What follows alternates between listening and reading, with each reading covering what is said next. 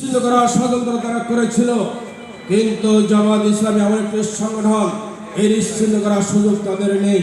কারণ আল্লাহ রাব্বুল আলামিন বলেছেন, ইউরিদুনা লিইউতফিউল্লাহি বিআফওয়াহিহিম ওয়াল্লাহু মুতিম্মু নূরিহি ওয়ালাউ কারিহাল কাফিরুন।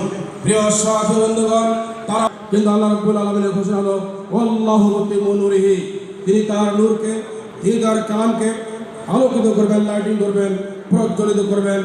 যদিও কাফেরদের কাছে অপছন্দের, তারা ভালোবাসুক আর নাই বাসুক, কিন্তু আল্লাহর সিদ্ধান্ত হলো চূড়ান্ত সিদ্ধান্ত।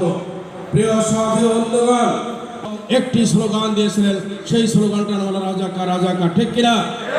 আর সেই রাজাকার শব্দের মাধ্যমে হাসিনা সহ 14 গোষ্ঠীর ভারতে পালিয়ে যেতে বাধ্য হয়েছে।